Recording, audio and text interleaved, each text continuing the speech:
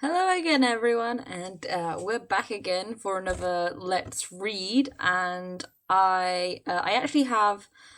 I'm probably going to update two around now because I want to do the second part of the Many Roads of Endeavour, by Sapphira.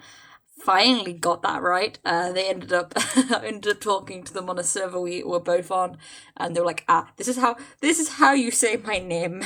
And I'm like, they're the dragon from Aragon, Sapphira. So now I know that. There is also another fic that I love so much, and I got permission to read it. So I'm doing that after this. I haven't read it in quite a while, so it's gonna be nice just to read through it again, but also have like the emotions of like, oh my god, I forgot this happened, and generally enjoy it. Because I tend to forget the amount of fics, what happens in chapters when I read the amount of fics I have bookmarked. And so for now, we're doing off the second part of the series called, well, obviously, of Many Roads to Endeavour. This one's called Freezer Burn. And let's get this underway because this is just fun. Oof. Let's see. Let's get this started. The girls of Class 1A had decided to hold a sudden study session in the dorm's common room, first kicking the guys out for the rest of the day. Those few who had been wise enough to stay in their dorms that morning had been first saved from the cold outside. Those few were the ones acting like smug madmen at the moment, smirking down on the rest of the boys who were waiting for the girls to finish so they could go back inside. Hal hath no fury like a woman scorned, especially if that woman was gossiping about the said scorner at the time. Let's face it, they were all doing it. They're probably just talking about how cute Midoriya is, and it's like, oh, look at him sassy Endeavour. So precious. Because let's face it, just Midoriya is just I don't even know the word. Emits sassiness on the occasion in fanfics. Shoto was sitting on the steps to the front door, occasionally glancing over the screen of his phone where Kaminari and Kirishima were having a Yo Mama joke battle, with most of the guys standing around doing the judging. He had never seen the value of those kind of jokes, especially with his family situation, thanks in large to his father's parenting skills. Because as the amazing AO3 tag states, Endeavour's A+ parenting. You can just feel the sarcasm from that tag. It's great. I love it. His own mother had been heavily traumatized due to his father's treatment of both herself and Shoto himself, driven to a point of madness. Signing, he flicked his eyes back to his phone screen before chuckling as he reread the line for the 10th time that week. A couple of weeks back, the class was set an assignment to write an essay about a pro hero chose for them by Aizawa Sensei.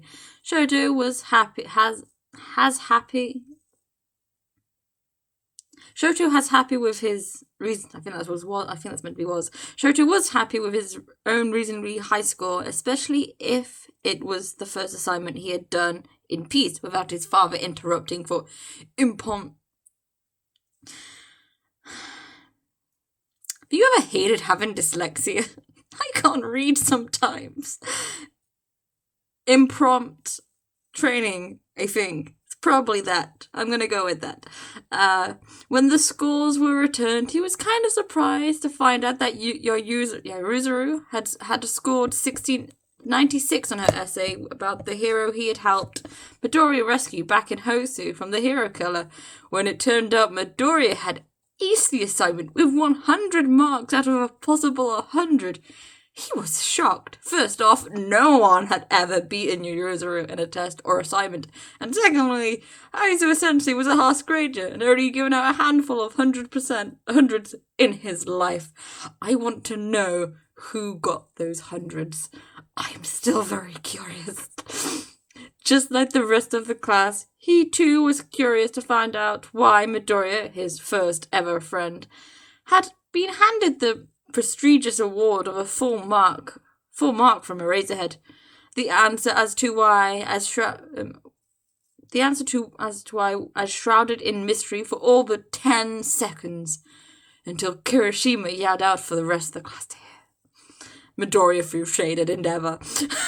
The class went ballistic. Everyone crowded around Midoriya's desk, waiting to get a look at the best paper of the class, mostly just to read all of the rows. Once class was over, Shoto decided to ask Midoriya for an electric copy of the full essay himself, knowing that a printed version would be burnt to ashes within seconds of his father ever managed to find it somehow. Of course, Midoriya was more than happy to help and emailed the essay over within seconds of the boys getting back to the dormitories.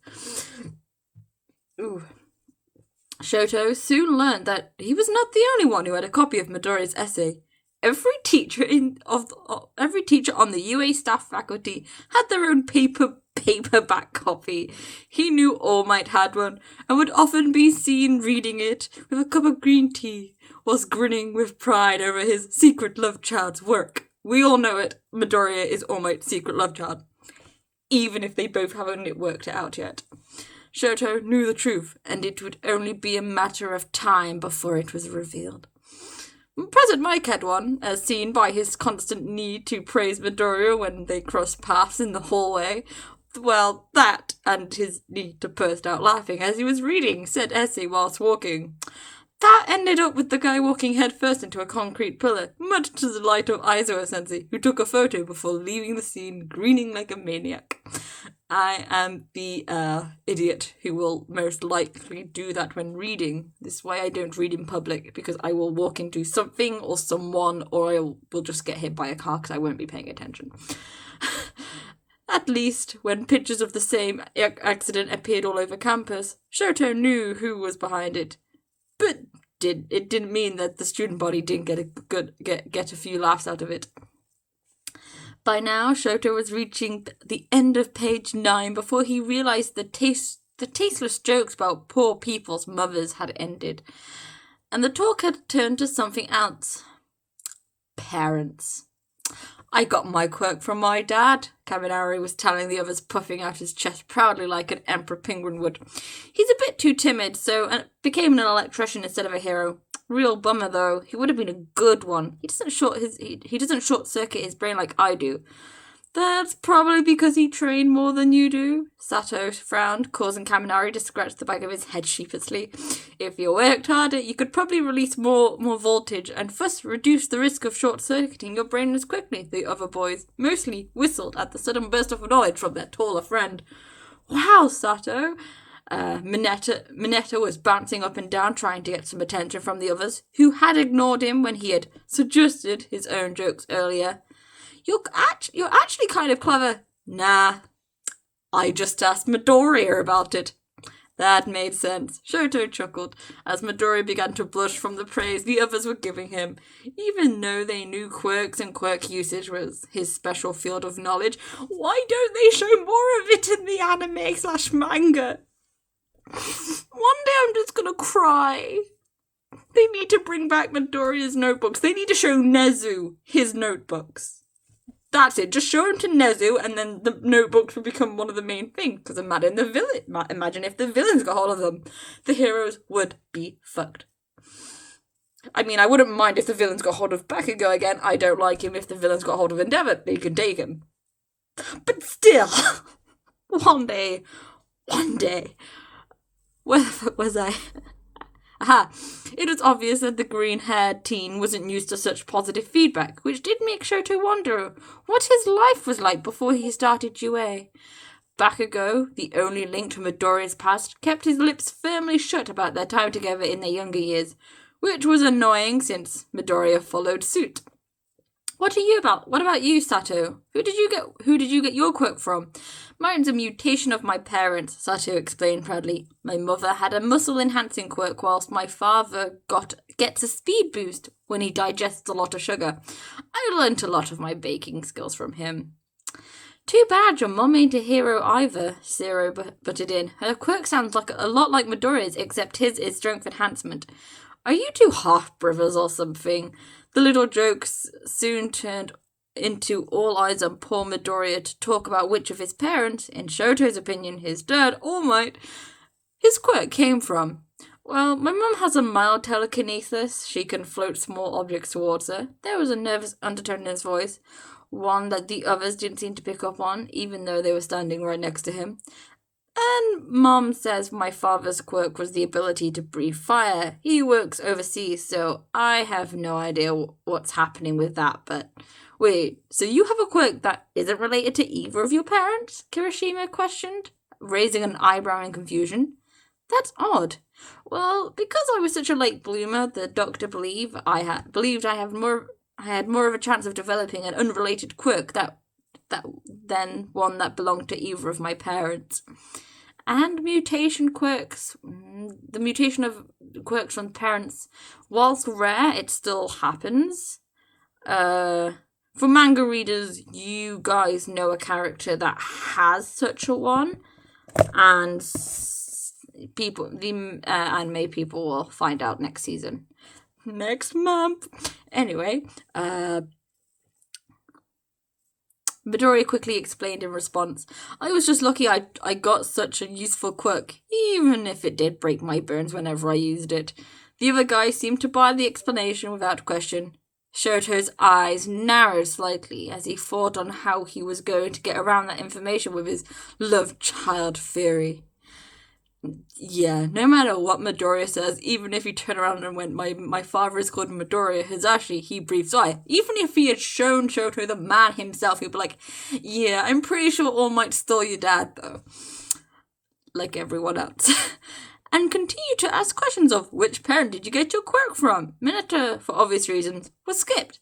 And soon enough, the others were calling out to Shoto, despite all of them already knowing the origins of his quirk.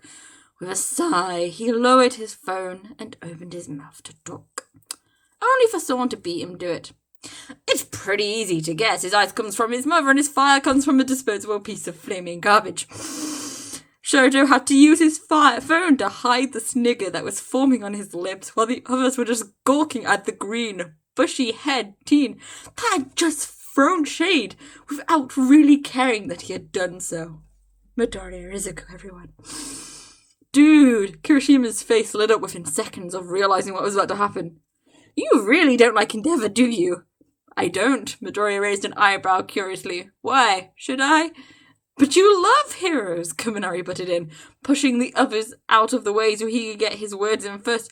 You literally study them like crazy, and your bedroom is like a freaking thy holy lord All Might. Why the hell would a fanboy like you ever even hate a hero? Because he's not a hero? Midoriya was staring at Kaminari as if the latter had gone crazy, something Shoto found slightly amusing. But of course he's a hero, Minato was bouncing up and down, waving his arms sporadically as he did so. He's the #1 hero in all of Japan. He's the best there is. He didn't earn that title. He doesn't deserve the respect that comes with being #1, being the symbol of peace. A man that destructive couldn't even find peace even if it was right under him on a massive flashing billboard. It was obvious that, by the tone of voice, Midoriya was getting worked up over the situation, defending the position of his mentor/father, once held before his untimely end of his hero form. Endeavor's not a hero. But before Zero could finish, a loud gasp interrupted him. Do not speak of his name, for it curses all that hear it.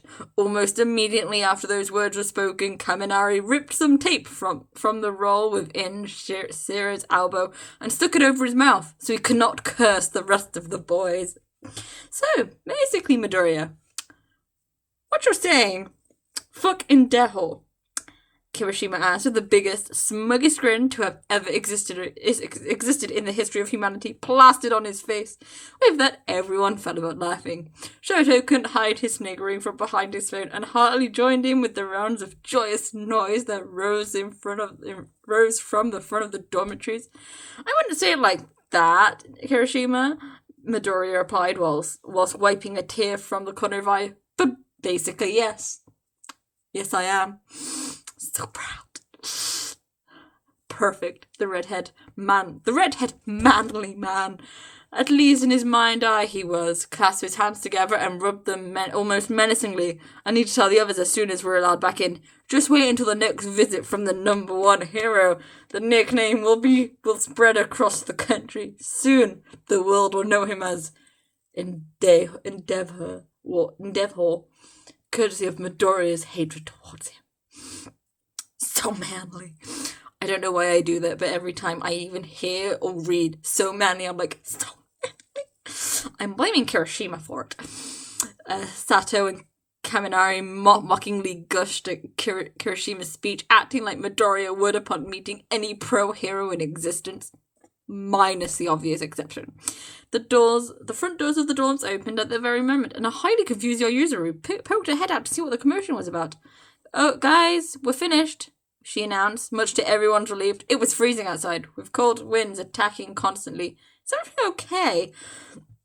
It is now. Most of the guys rushed in, pushing past her to get into the heated rooms of the dorms. Frowning, she followed them inside, with only Shoto and Midoriya remaining outside in the cold. There was silence for a moment before Shoto smiled up to his first friend. Thanks for that, he said solemnly, watching as a tiny hint of a blush formed on Midoriya's face. It seemed as if he was still not used to receiving praise yet. I know I have your essay here, but hearing the words come from your mouth, it really makes me happy. It was no problem, Todoroki. Midoriya had reduced into a stuttering mess, completely different from the boy who was calmly dissing the best hero in Japan mere moments ago. I really meant what I said. I know you did. Shoto gave the other teen a curt nod as he stood up and went to go inside. Before he reached the door room, a thought popped into his head and he turned around. Midoriya? Oh, yes, Todoroki? Next time, can you roast him a bit more? I just wish you had more content earlier. I found it really enjoyable. The laughter that followed him inside brightened up his day, which made those who weren't stuck outside wonder what caused Shoto to smile so much. Well, obviously his future boyfriend is taking the piss out of his father. So proud. And I love it. And I think it's like after the second chapter, Saphira actually made a Discord called the Endeavor Hating Club. It's an official Discord. It's just great. I love this so much. And this only took 20 minutes. So I'm definitely going to be doing another video after this. Of course, there's like 1 or 2 spelling mistakes, and my dyslexia is really bad with words. I am English. English is my first language, but I struggle with English. Just because our language is so fucking stupid. I hate it. Big words, just please keep them away from me. It makes my life easier. But I love this series so much. And yes, I will be posting the link to to this part in the description below, so you guys can have a read yourself. I do advise you do. That way you can also get ahead and read the other parts of the series. They ended up adding a new part to it, so I'm looking forward to that. And there are like a few parts in the future that have 1, 2, or 3 chapters. So it's like there is so much more to come. And at this point, I'm going to say goodbye so I can move on to creating the next fic to read, which means I'm going to have to look through my bookmarks. I've got a lot to go through. So as before, if you have a fic you want me to read out, comment its name and the author below so I can search them and obviously ask their permission. You can tell me on Discord, you can tell me on Tumblr, you can tell me on Twitter, or just, as I said, put it in the comments. It's fine. So that is it for now, and I will see you in the next video. Good night.